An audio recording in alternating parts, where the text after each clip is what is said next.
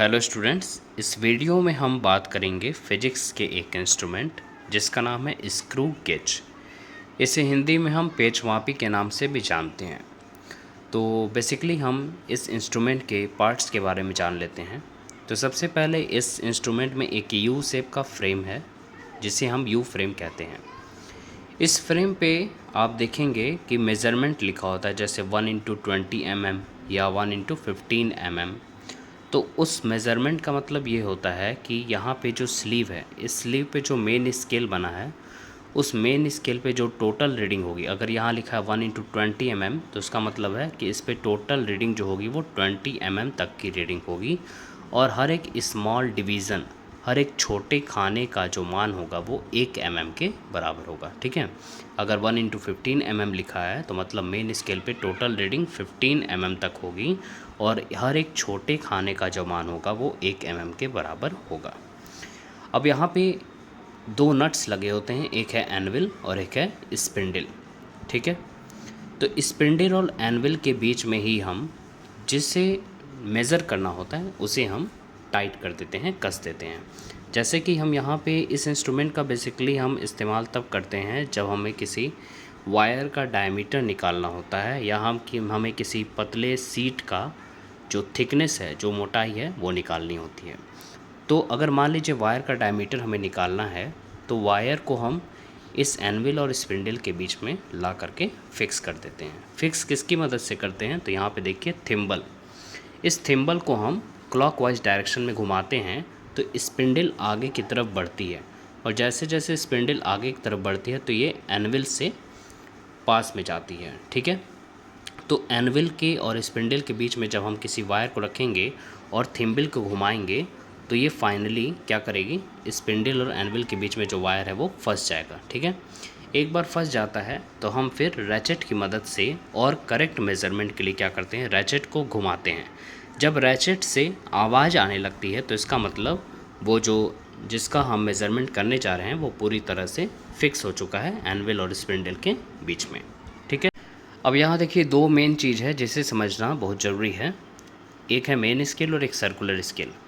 तो main scale तो हम बता दिए कि यू फ्रेम पे अगर 1x20 लिखा है तो मेन स्केल पे टोटल रीडिंग 20 mm की होगी और हर एक छोटे खाने का मान 1 mm का होगा।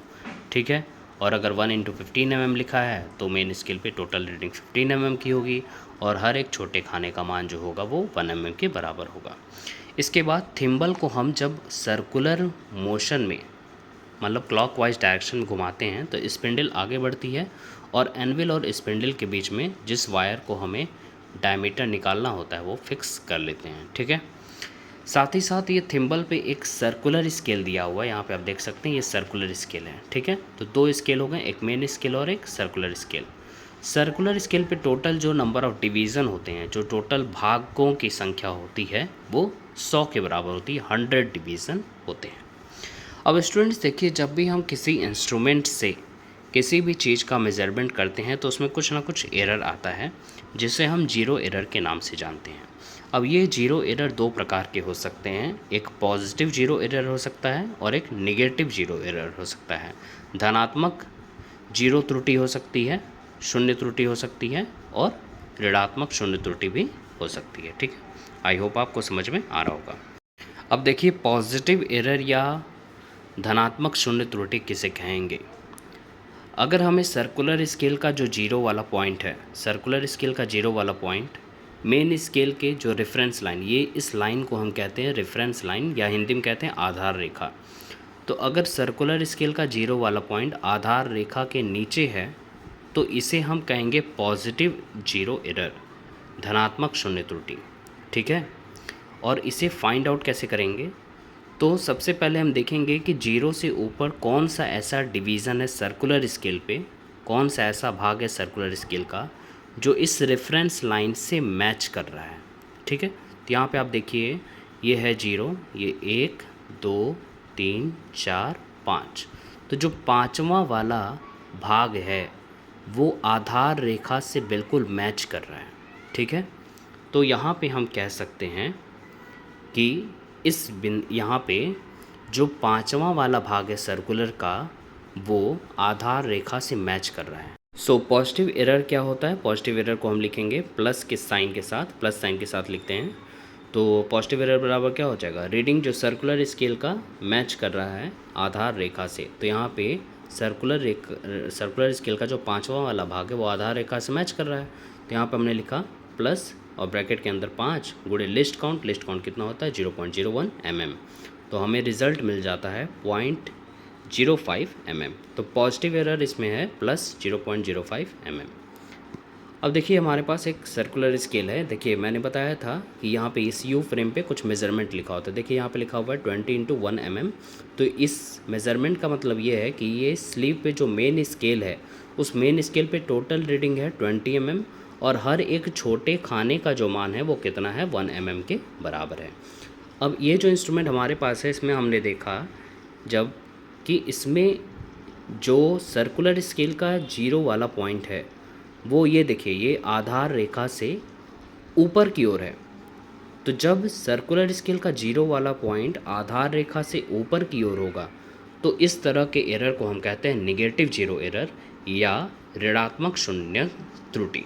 ठीक है, अगर सर्कुलर स्केल का 0 आधार रेखा से नीचे रहता है तो वो पॉजिटिव एरर होता है, और अगर सर्कुलर स्केल का 0 आधार रेखा से ऊपर होता है तो उसे हम कहते हैं नेगेटिव एरर। ठीक है, अब यहाँ पे हम देख रहे हैं कि जो 0 है वो आधार रेखा से ऊपर है, तो इसमें कौन सा एरर है? नेगेटिव एरर है।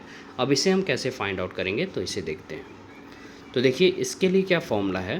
तो नेगेटिव एरर के लिए फॉर्मूला जो होता है, सबसे पहले हम यहाँ पे एक माइनस साइन लगाते हैं और ब्रैकेट के अंदर देखिए सर्कुलर पे टोटल जो डिवीज़न है वो 100 डिवीज़न है। तो हम यहाँ क्या करते हैं? माइनस साइन लगा के ब्रैकेट के अंदर 100 माइनस वो रीडिंग लिख देते हैं सर्कुलर स्केल का जो आधार रेखा से मैच कर रहा हो। तो देखिए यहाँ पे पीछे हम दिखा दे रहे हैं आपको एक बार। यहाँ पे आप देखिए कि कौन सा डिवीज़न है जो आधार रेखा से मैच कर रहा है। तो देखिए ये 90 है, इसके बाद आप देखेंगे तो ये 95 है, और 95 से जस्ट ऊपर 96 है जो बिल्कुल आधार रेखा के सीध में है। ठीक है, तो हम कह सकते हैं कि 96 सर्कुलर स्केल का जो 96वां भाग है वो आधार रेखा से मैच कर रहा है। ठीक है, तो एरर कैसे निकालेंगे? तो नेगेटिव एरर निकालने के लिए हमने लगा दिया माइनस साइन, ब्रैकेट के अंदर लिखेंगे 100 का मतलब यहाँ पे ये है कि सर्कुलर के स्केल पे जो कुल भाग हैं तो कुल भाग कितने हैं? 100 माइनस रीडिंग वो जो सर्कुलर स्केल का आधार रेखा से मैच कर रहा है। तो हमने पिछले भाग में देखा कि सर्कुलर स्केल का जो 96 वाला भाग है वो आधार रेखा से मैच कर रहा था। तो यहाँ पे हमने क्या लिख दिया?